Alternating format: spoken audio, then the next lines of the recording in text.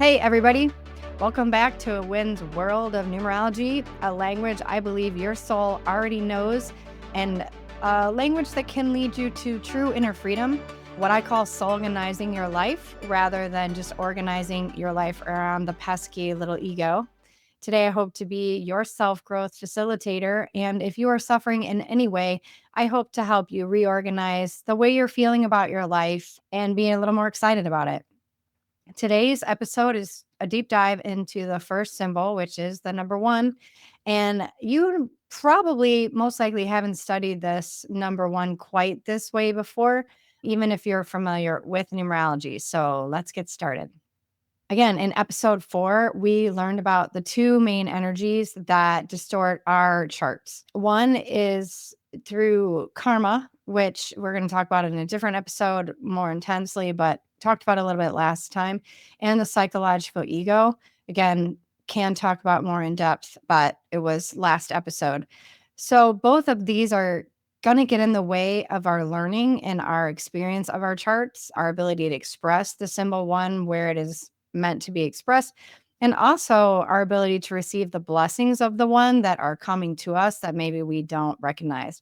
So, we're going to start with a definition of the pure form of the energy symbol one in its purest form again.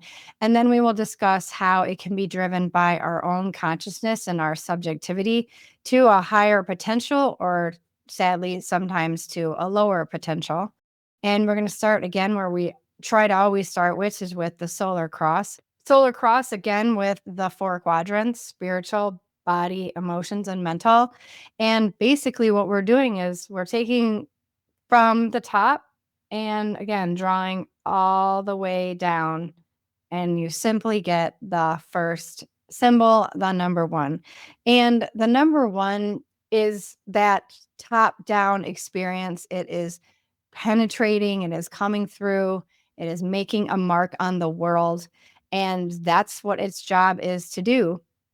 And if you remember from the last previous episodes, we go around this way like a clock to talk about how the one is touching all four of the quadrants and making us have a full experience of the one. So we're going to start with spirituality. Again, spirituality is asking us to come down to earth, start something new, whether that's our life or some other impact that it hopes that we make a mark on the world, say we were here. Again, it's penetrating the objective reality of the world with your individual subjectivity. What a gift that is to be able to do that. And again, this subjectivity is obviously going to change over time, every day of your life. Who you were in kindergarten is not who you are today. I mean, it is who you are today spiritually, but the subjective viewpoint that you have gained over time is going to change your experience of the one.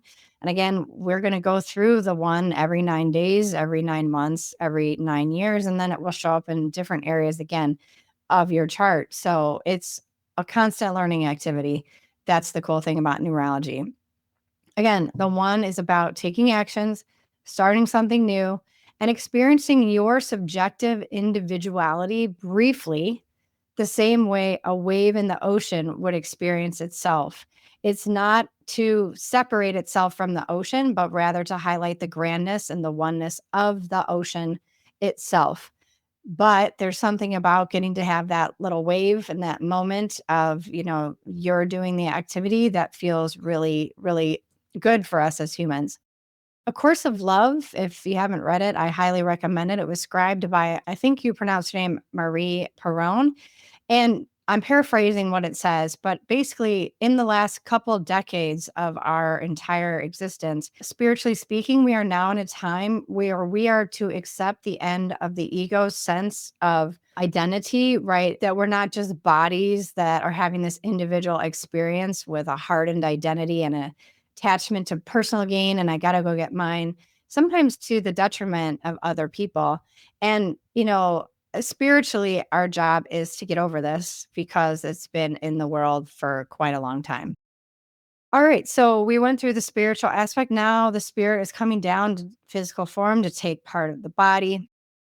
And again, we all have a body. It can do individual actions as needed in the present moment for itself, such as where to put the spoon to eat or where to draw, how to protect itself. Maybe it's sunny and you got to cover your eyes. I mean, that's in the moment actions to help the body. Bodies can also become physically excellent and achieve amazing things, feats of strength and feats of endurance, all things that we get to watch in the Olympics and maybe on the NFL Monday Night Football.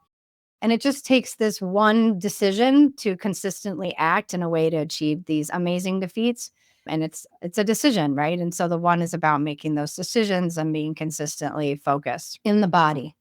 All right, so now we're moving over to emotions, right? Where the clock is starting to go towards emotions.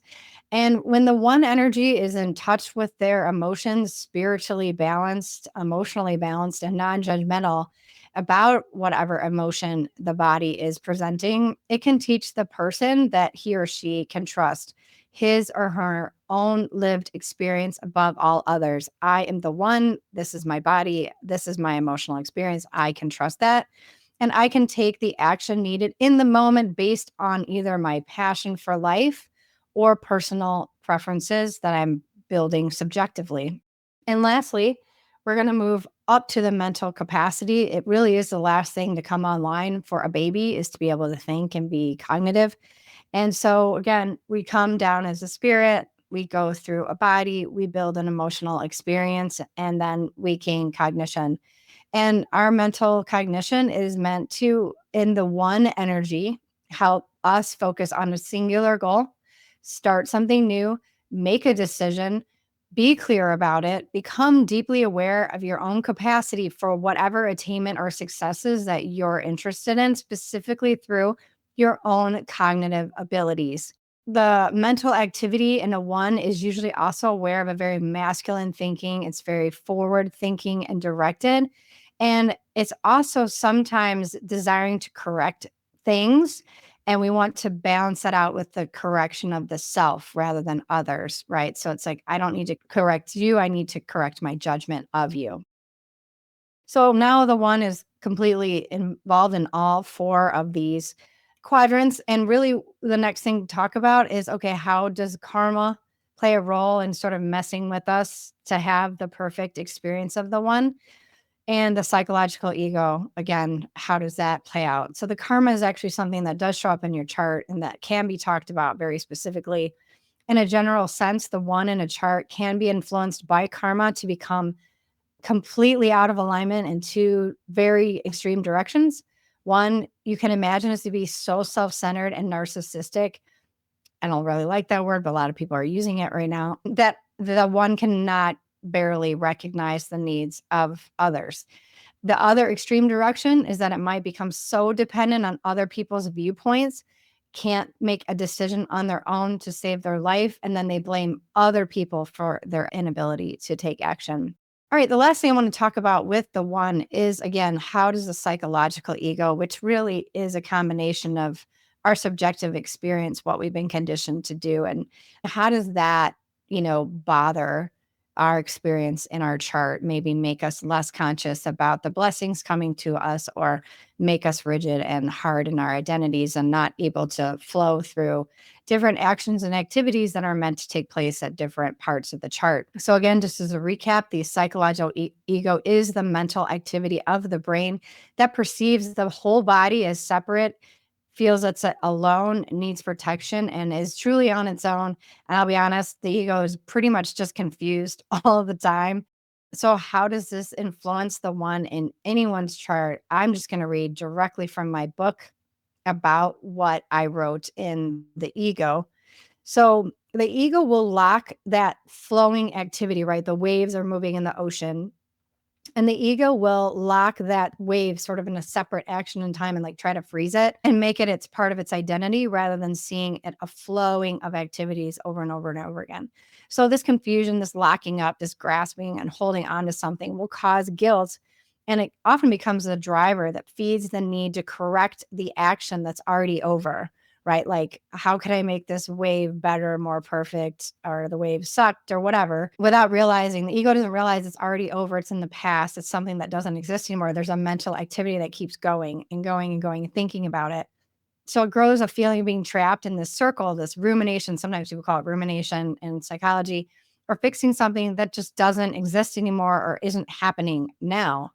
And so when you make these single activities, which are verbs, into a solid form, which is a noun, I am this thing, begins to define you, and you develop a personal story. And sometimes that personal story, just for lack of a better word, sucks, or that personal story is overly grandized because, again, the narcissist would be overly obsessed with themselves. So your past and your personal story exists only because it's trapped inside the body. When our body's no longer here, the story doesn't really exist anymore. So only the body and the ego are going to bring the fear of the past into the future with some level of expectation, to either continue sucking or to, be overly obsessed with the self. And the ego will have her guilt really about either one of these extremes. I did something wrong, and maybe fears punishment or backlash or discrediting, and must correct the action. Or if the actions don't feel corrected, there's a development of shame. I am something wrong. I can't correct the past, and I can't stop the future from happening. So then the one will get obsessed with searching how to self correct, or on the other hand, correcting others constantly. And guess what? The good news is free will gives us the ability to reverse this completely upside down relationship that we're experiencing because of the ego. So remember, the separate self is an activity. It is the grouping of activities that creates a subjective sort of, loose experience, rather than I'm this hardened identity that I have to identify with forever. And that's just my story. So I would ask you to think about, how can you experience your personal identity as a verb rather than a noun? That would be my last sort of thought about that today. So again, if you want to go deeper on this subject, or learn about how the one shows up in your personal chart, you can book a session with me to go over your questions about the numerology chart itself, get a reading, or just maybe you're great at reading your own chart and you just want to talk banter about this, discussion with the ego. So included with this session is access to a free copy of my ebook. I kind of like it. It's pretty good. Soulganize Your Life is called. And you can also go to soulganize.com for more. And of course, as always, all the links are in the episode notes below. So until I see you for episode 6, stay free, and I will see you hopefully in the next video. Truly hope these are helping.